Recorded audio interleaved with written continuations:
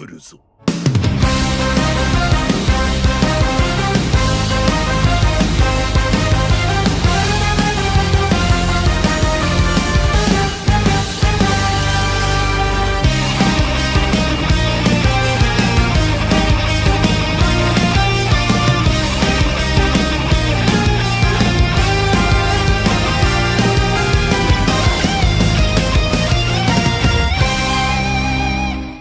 Salut tout le monde les amis, c'est Woxen du Cartoonette. Aujourd'hui on se retrouve pour la toute première review d'épisode de Dragon Ball Super.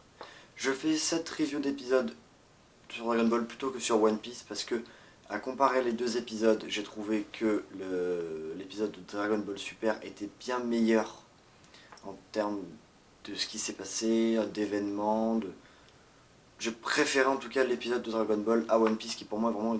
One Piece, je l'ai vraiment considéré comme des épisodes filler où on n'a pas trop d'informations, pas vraiment de...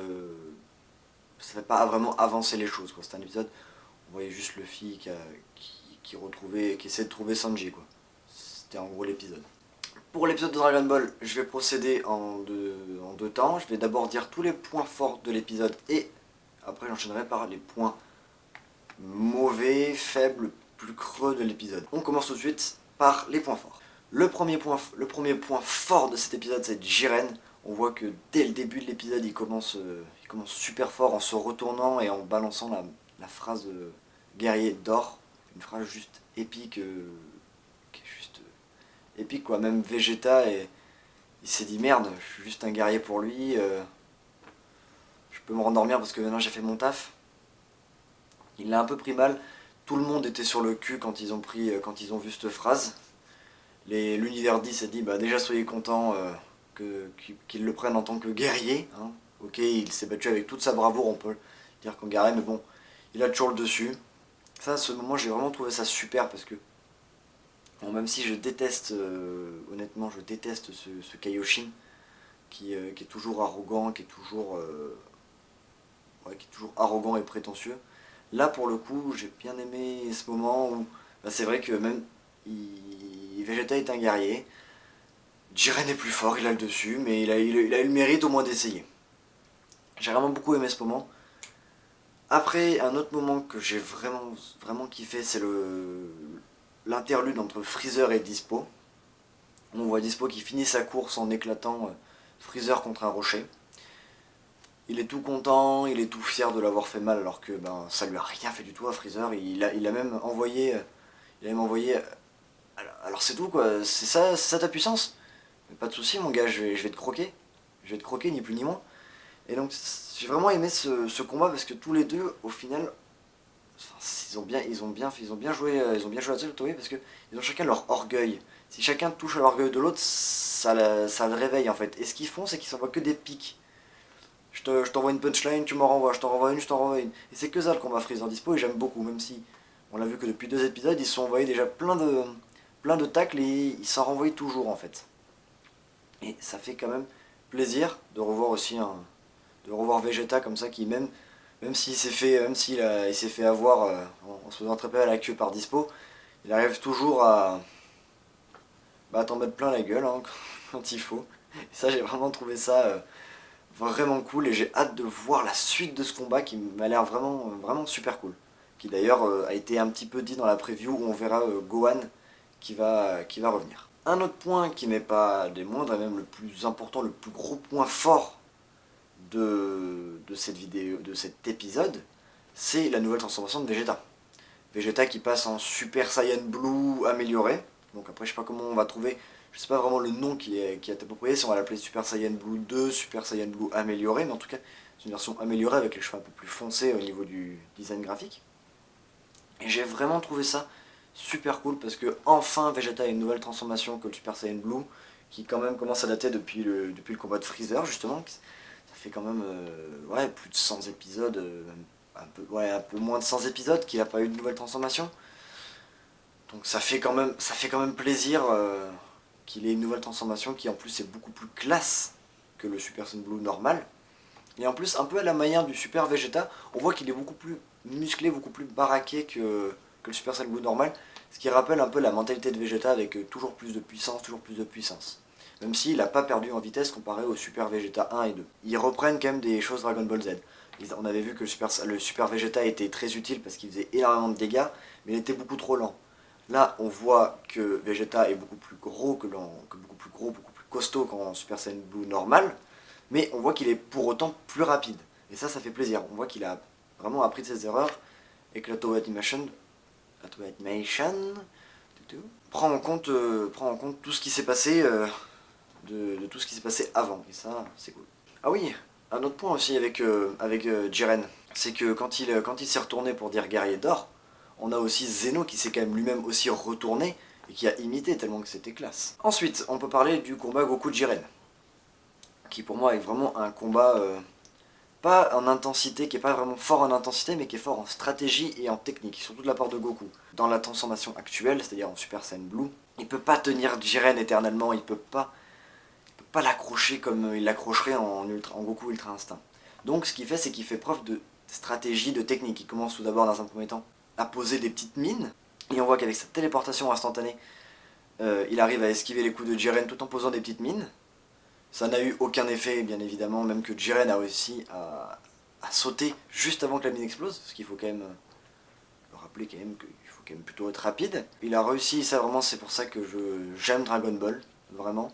C'est que Goku, on voit vraiment le génie tactique de Goku, qui a utilisé la technique du Kaizen x6 sur Jiren, mais il a utilisé de la même façon que l'a utilisé Krillin lors de son combat dans les épisodes filler, juste avant ce tournoi d'inter-univers.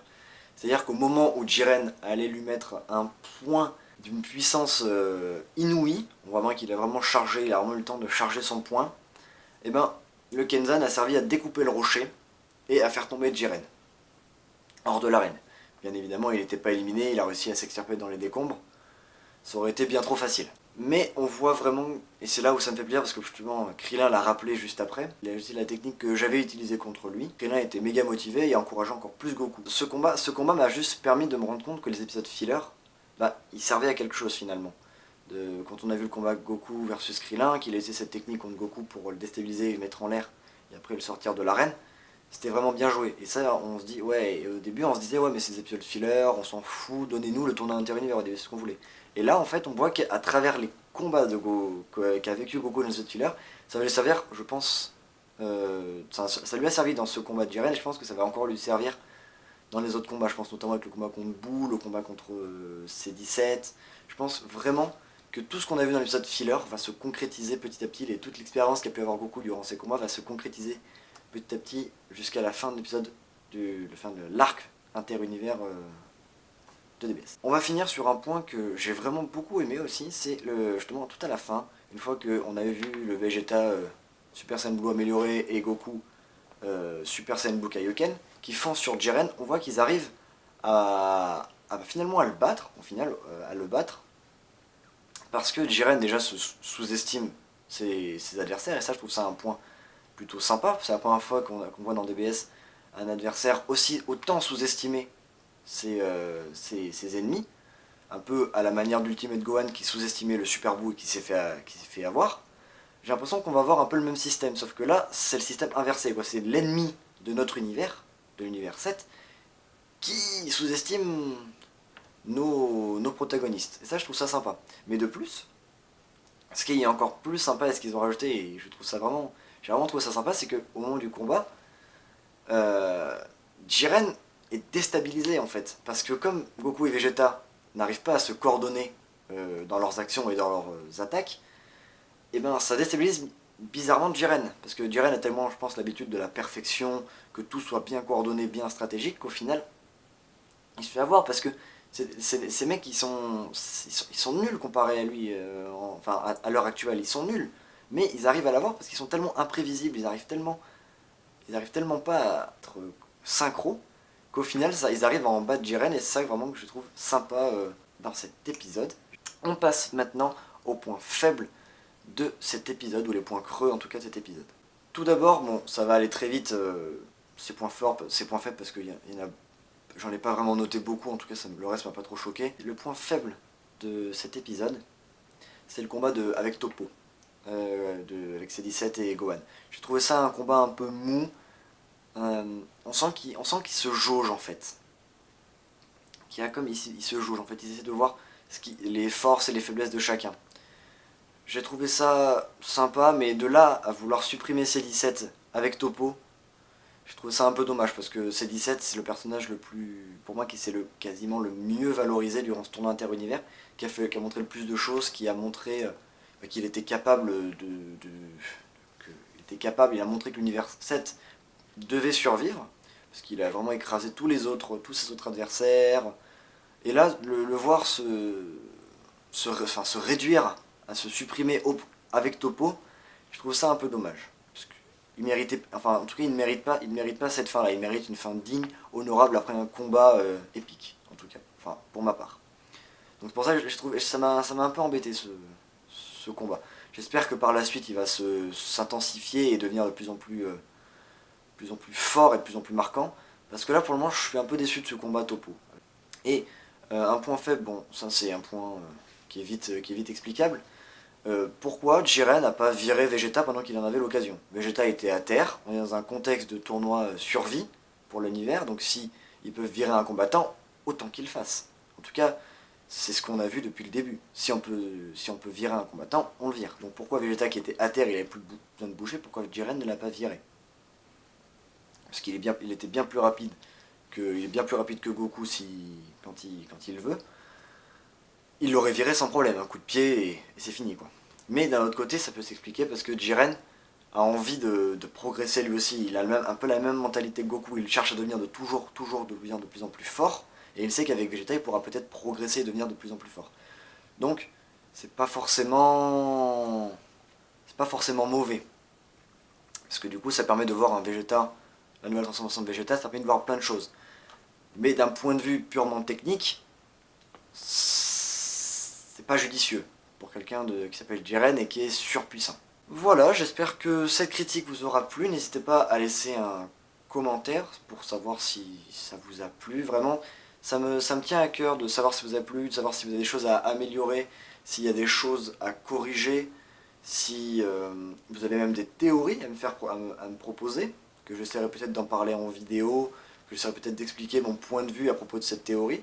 N'hésitez vraiment pas à laisser un commentaire, je serai ouvert à toute proposition de nouveaux formats, peut-être si vous voulez un peu plus entre guillemets, de dynamisme avec